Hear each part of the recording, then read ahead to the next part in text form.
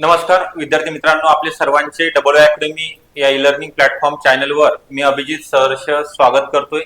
आज आपण या व्हिडिओमध्ये पाहणार आहोत अंगणवाडी मुख्य सेविका अंतर्गत भरती 2025 जे 272 पदाची जाहिरात येणार आहे।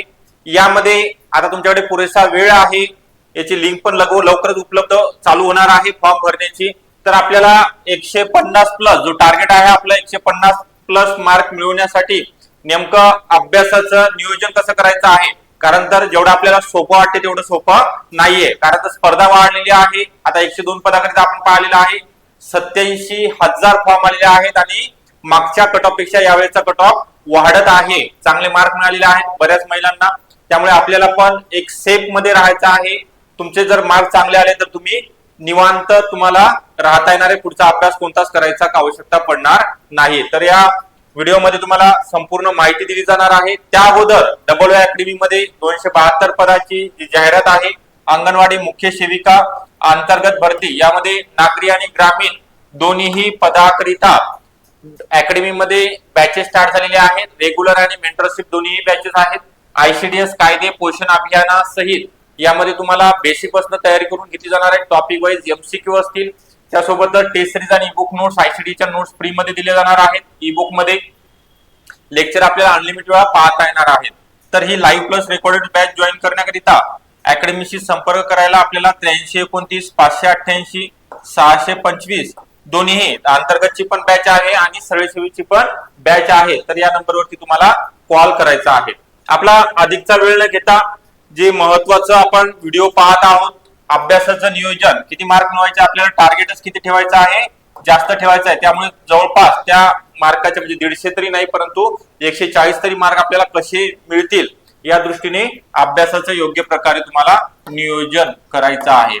तर आता सर्वात महत्वाची जी बाब आहे तुमच्या निर्देशनास आणून देतोय की नेमकं आपल्याकडे काय आवश्यक आहे।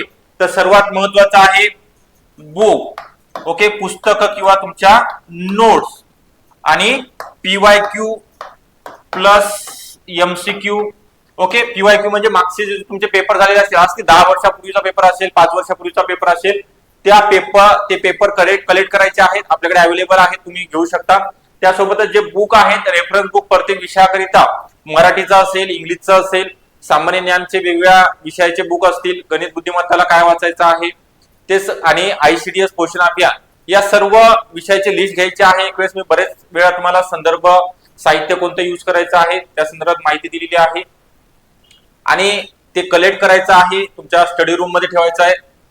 अभ्यासासोबतच सर्वात महत्त्वाची जी आपण म्हणतो शिदुरी, आपल्याला जर कोणत्या जर एखाद्या गावाला जायचं असेल तर आपण तीच बस पकडतो, बरोबर आहे, त्या नावाची बस पकडतो आणि त्यामध्ये प्रवास करतो। त्याप्रमाणेच तुम्हाला मार्क मिळवण्यासाठी आपल्याला योग्य मार्गदर्शन गरजेचं आहे। काय नेमकं करायचं आहे, तर सर्वात महत्वाचं आहे तुमचा PYQ आणि सिलेबस सर्वांना माहिती आहे किंवा नाही, तोंडपाठ पाहिजे। नुसता सिलेबस म्हणजे मराठीच माहिती नाहीये, नुसतं मराठी इंग्लिश असं नाहीये। मराठीमध्ये कोणते टॉपिक महत्वाचे आहेत, कोणते आहेत, इंग्लिशमध्ये कोणते आहेत, सामान्य ज्ञान मधील कोणते आहेत, परत गणितात बुद्धिमत्तेचे कोणते टॉपिक करायचे आहेत, ICDSचे कोणते आहेत, याचा इन लिस्ट, ओके, ब्रीफ मध्ये इन डिटेल सिलेबस आपला माहिती असणं गरजेचं आहे। खूप वेळा लिहून घ्यायचा आहे, म्हणजे जेणेकरून तुम्हाला पेपर रिडिंग असेल, पुस्तक असेल, नेमकं सिलेबसशी संबंधित आपण वाचणार आहोत, त्याकरिता तुम्हाला सिलेबस माहिती असणं गरजेचं आहे। तर अभ्यासाचं नियोजन यामध्ये आपण पाहणार आहोत। तुमच्याकडे आता मला माहिती आहे तुम्ही अंगणवाडी सेविका आहेत, 2 वाजेपर्यंत 3 वाजेपर्यंत तुमचं पूर्ण कामामध्ये टायमिंग जातो, परत बाकीचा संसार असल्यामुळे परत मुलांचं असेल ते सर्व शाळेत सोडणे, शाळेतून आणणे, सर्व तुमचा टायमिंग त्यामध्येच पूर्ण जातो। तर आपल्याला निदान दिवसातील सकाळचे 2 तास आणि रात्रीचे 2 तास असे एकंदरीत किती तास अभ्यास करायचा आहे, फक्त 4 तासाचा अभ्यास करायचा आहे, ओके। होते तुम्हाला जर टाइम अभ्यास जर करायचा असेल, लागायचा असेल 272 पदामध्ये अंतर्गत भरती, आणि ही शेवटची असणार आहे, कारण त्याच्यानंतर MPSC मार्फत परीक्षा होणार आहे। तुम्हाला एकच परीक्षा आहे, सरळ सेवा असल्यामुळे एक परीक्षा आणि अंतिम निवड यादी।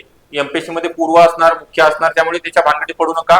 2026-27 कधी जाहिरात येईल, परंतु आता ही जाहिरात आलेली आहे तुम्हाला माहितीच आहे।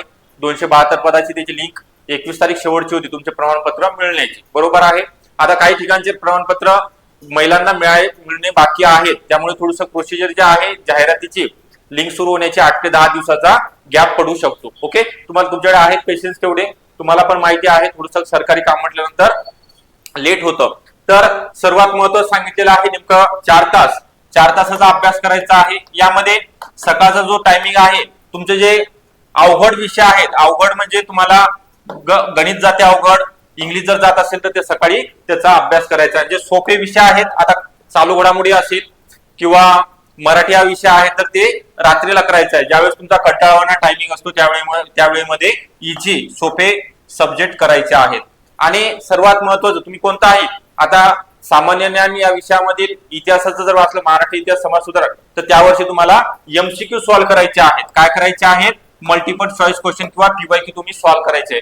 म्हणजे जेणेकरून यामधनं काय होणार आहे, तुमचं कन्सेप्ट तुमचे क्लिअर झालेले आहे का, तुम्हाला किती समजलेलं आहे ते समजणार आहे. मराठीचा पण संधी हा टॉपिक तुम्ही शिकला आहात किंवा वाचलेला असेल, प्रयोग वाचलेला असेल, तर त्यावरचे एमसीक्यू पीवायक्यू तुम्ही सॉल्व्ह करणे गरजेचं आहे.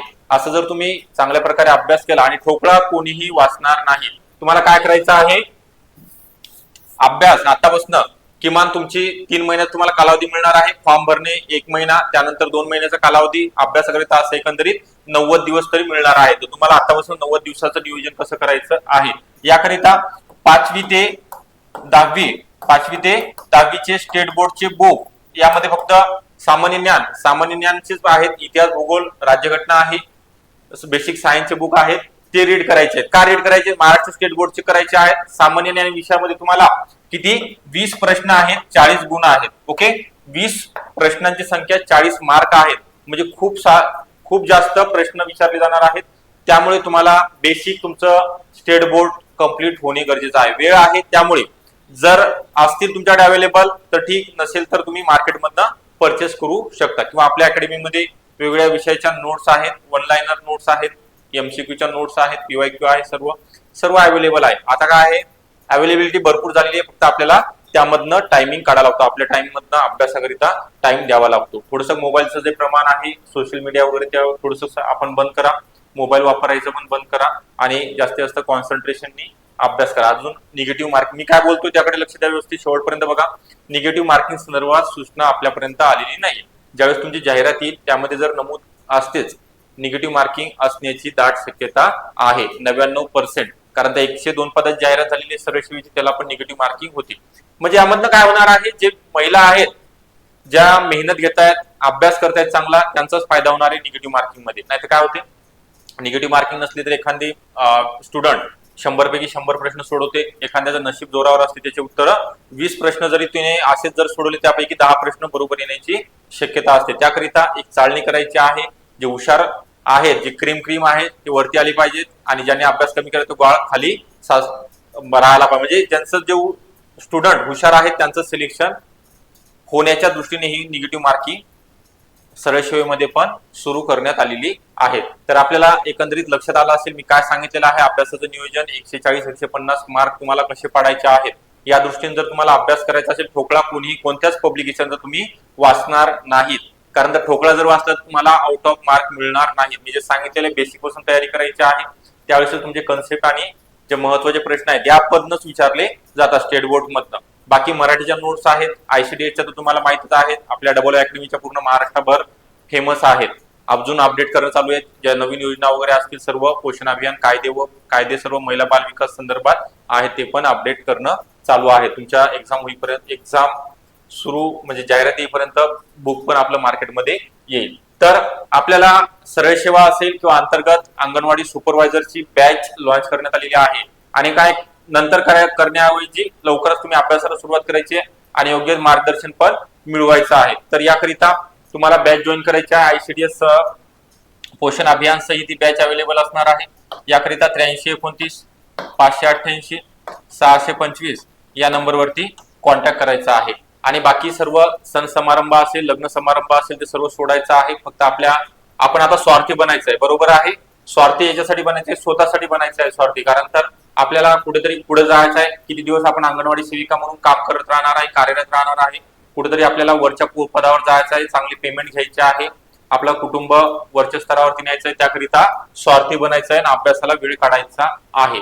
ओके, ठीक आहे. आपल्याला जर नक्की व्हिडिओ आवडला असेल, अभ्यासाविषयी तुम्हाला पूर्ण नियोजन मी दिलेलं आहे, नेमकं काय करायचं आहे, आवडला असेल नक्की लाईक करायचं आहे. तसं जर आपण नवीन असाल चॅनलला तर सबस्क्राईब पण करून ठेवायचं आहे. थँक्यू सर्वांचे.